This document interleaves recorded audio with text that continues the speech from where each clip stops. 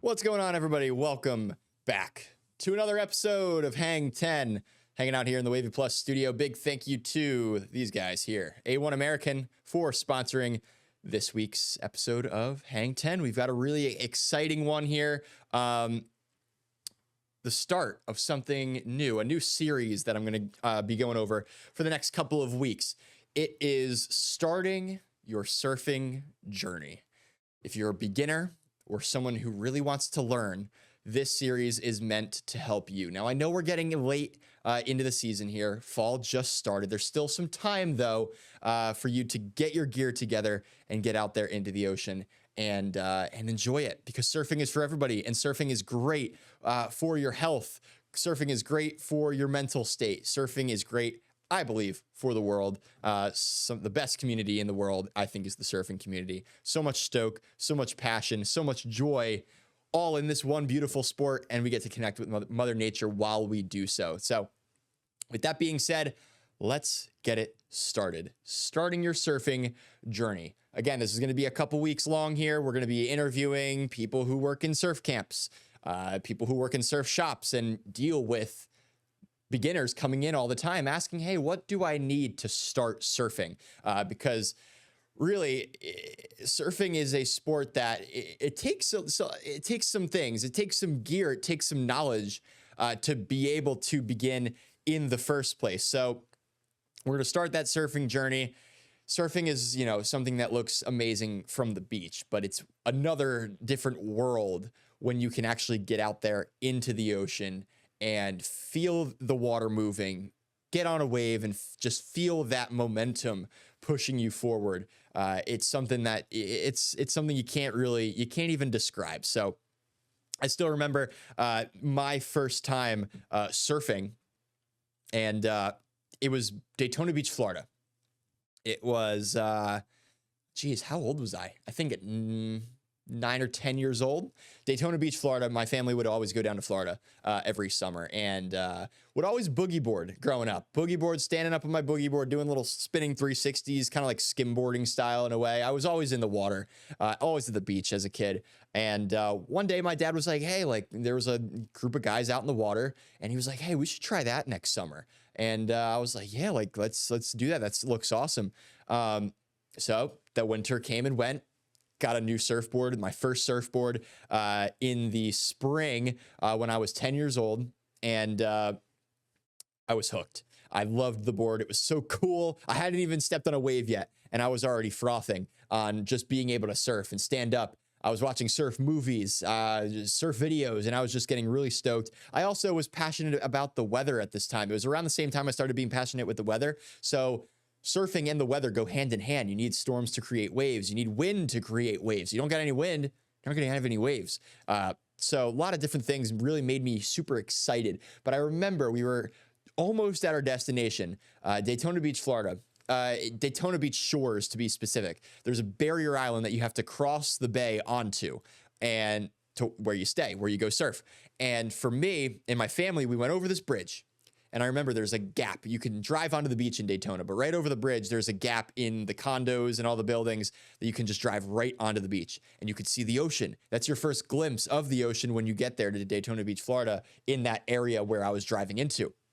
Now, I swear to this day, I think my brothers even just forget that this happened. But as we were driving over, just a perfect offshore wind, peeling wave, just roping down the beach. It was still to this day one of the coolest things I'd ever seen in my entire life. And I had the bug. Surfers call it the bug. It's that feeling of, I want to do this for the rest of my life.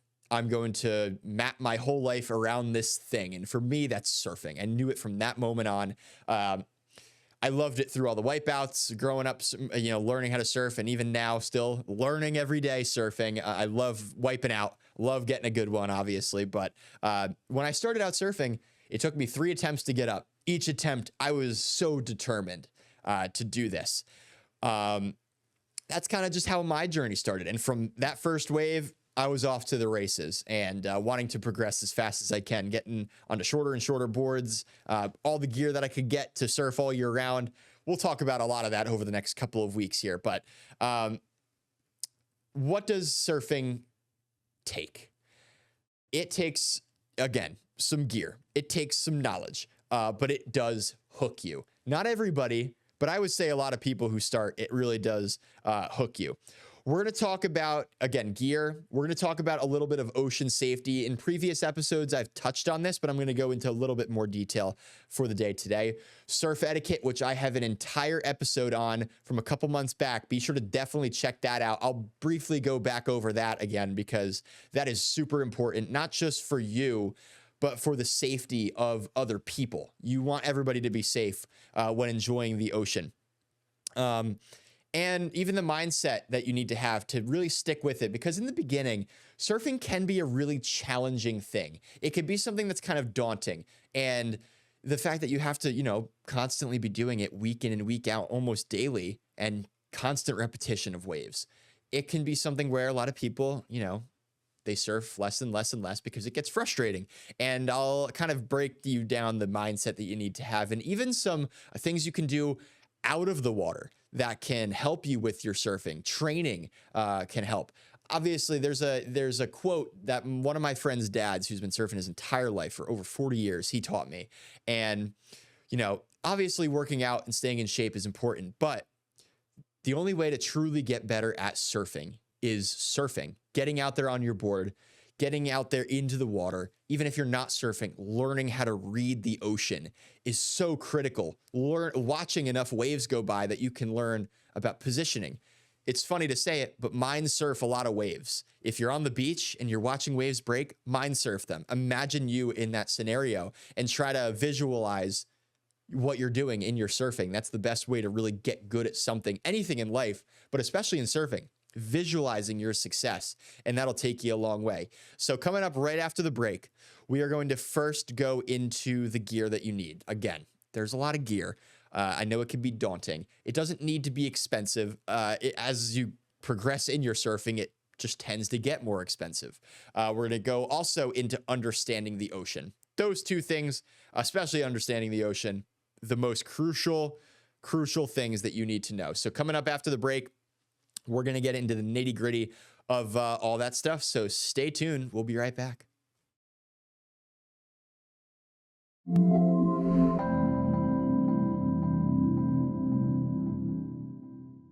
What's going on, everybody? Welcome back to Hang 10, sponsored by A1 American. We're here hanging out in the Wavy 10 studio. We are starting our surfing journey today, and this is going to be a quest that we go on for the next couple of weeks here. We're going to start out with the gear that you need, because as I've been saying, you need a lot of gear. That's probably the biggest question for beginners also. How do I start? Well, you first start by, you need some board shorts, you need a wetsuit, you need a surfboard. Those are the main things there, and also some other things for safety purposes that you're really going to want to get into. But let's start definitely with the gear. Now, you don't always need those small short boards that you see in surf videos or surf movies of these guys doing really big maneuvers. Those are kind of like sports cars in the surfing world. They're not very beginner friendly. They don't help you improve your paddling. They don't help you with your balance as well on the surfboard. You want a big, stable board, ideally a soft top. Around 8 or 9 feet. I know for me personally, I forget what the brand was called. It was a 7 foot. I was a little smaller at the time. So a smaller child, if say you're 10 years old and you're wanting to learn how to surf, you can get away with a 7 foot soft top surfboard. But typically 8 or 9 foot in length is going to be your friend, especially for adults here. So I'll throw up a picture here. A Grom just absolutely shredding in some waves. That's a great example of a soft top surfboard there. Again, it's not going to be the Cadillac of surfboards. You're not starting out at level 100. You're starting out at square one, phase 0, and we're working our way up from that. But these soft top surfboards, they make paddling. That's the biggest thing. Paddling so much easier because the board is more buoyant. It floats you better on the surface of the water. If it's too small of a board with less volume, you'll sink that board. Now, in high performance surfing, you don't want too much volume. You want volume that's right for your height and weight and your athletic ability to be able to turn the board, have a high just responsiveness. I think that's the word. You want the board to be very responsive to every maneuver, every weight transfer that you have. When you're just starting out, you want that foam surfboard. You want the stability. You want the paddle power. And you want something that you can easily get to your feet on. Something that when you go to stand up on the board, it's not wobbling or it doesn't feel like you're going to tip over to one side or the other side, or if you're going to fall forward.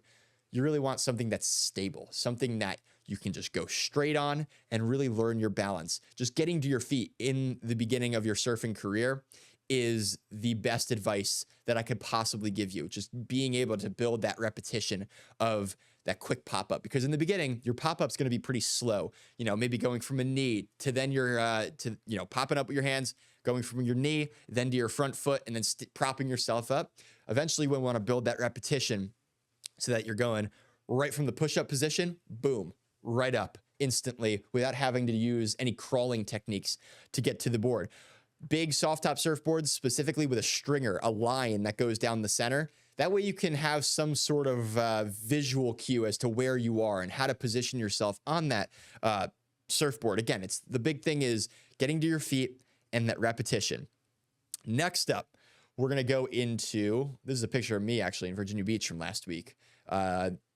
Gear, wetsuits. Important to keep you warm. Now, depending on where you live, of course, if you live in Florida, you're most of the time of the year, you're not really in a wetsuit, but definitely some board shorts, maybe some with a inner liner. There's some shorts out there that they make kind of wetsuit lined board shorts to help with rashes. Cause when you're constantly popping up and doing so much movement, you could get a rash, and I'm not going to lie. That's a little frustrating when you're learning how to surf. Wetsuits usually don't have this issue, but for us here in Virginia Beach, sometimes the water does get cold, but say you're up north more, New Jersey, where I'm from at least, wetsuits are definitely a big deal. And later on in the season, the fall, the springs, the winter, you're definitely gonna need your wetsuit and boots, gloves, hoods, things like that to get you through a surf session.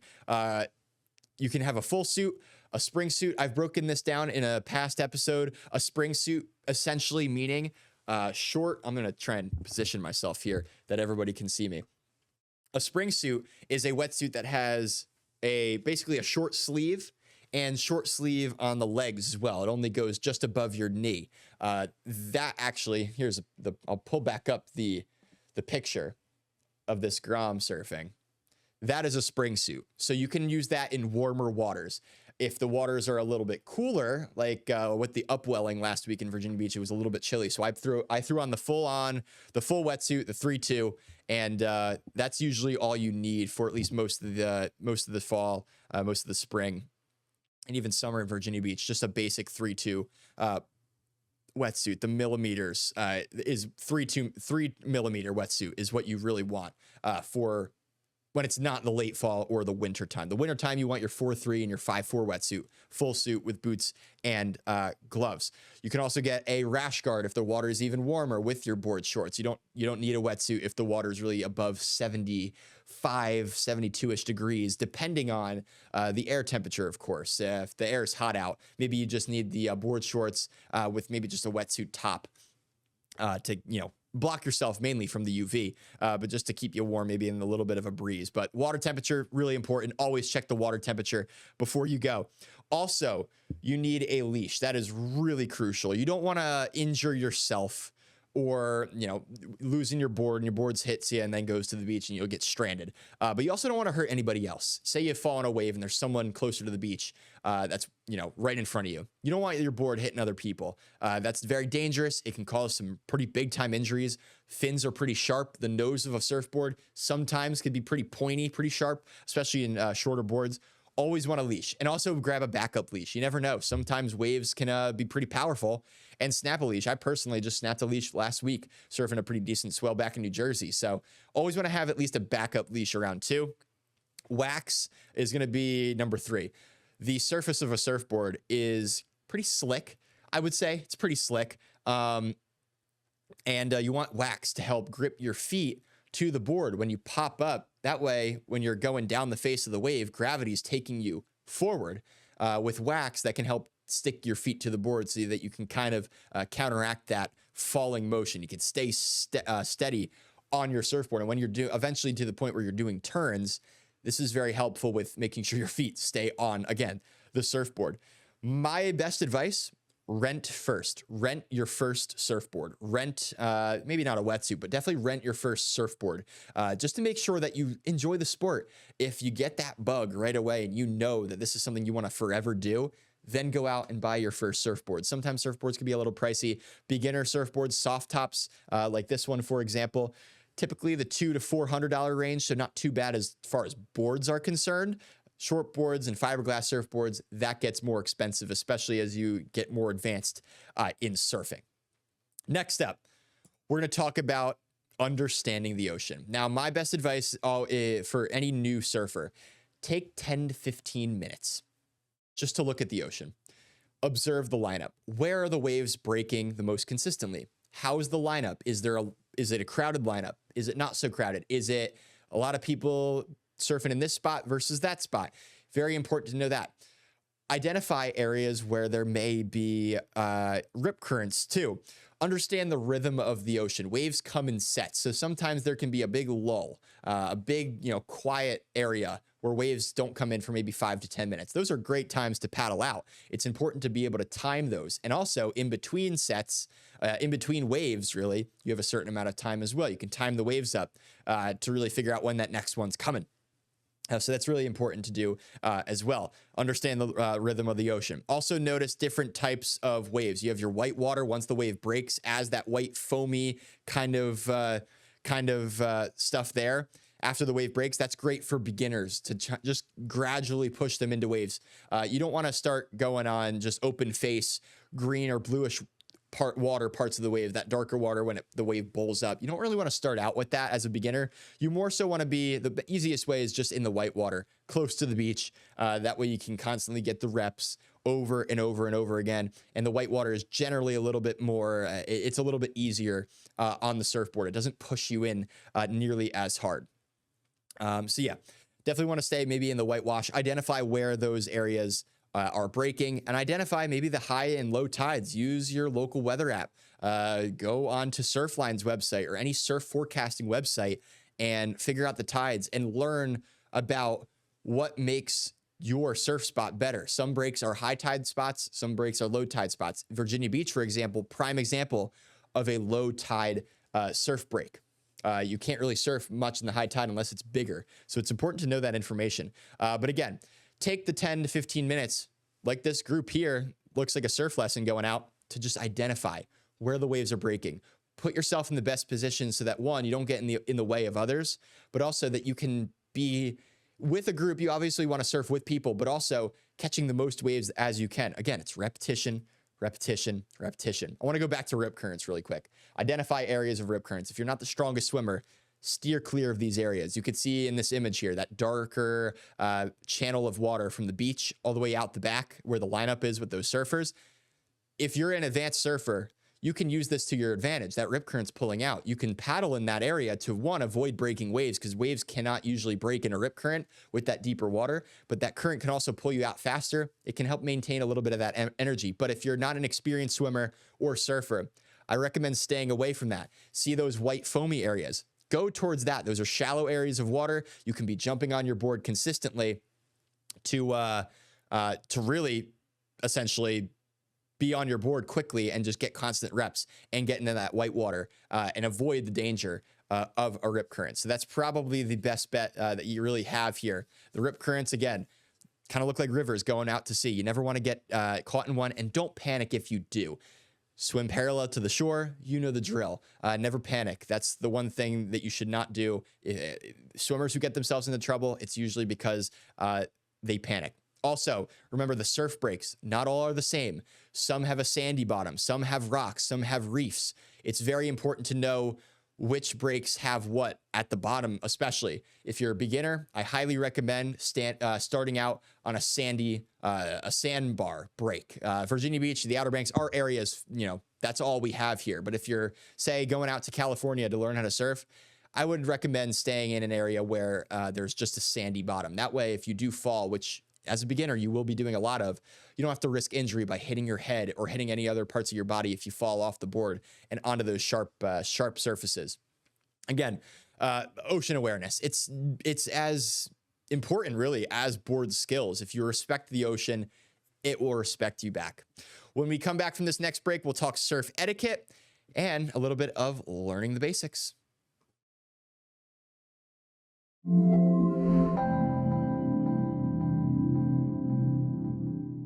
Welcome on back, everybody. We are here, Hang 10, another episode, starting our surfing journey. Up next, we're talking about surf etiquette and safety. This is a big one here, especially in our area where it's a very popular surfing area.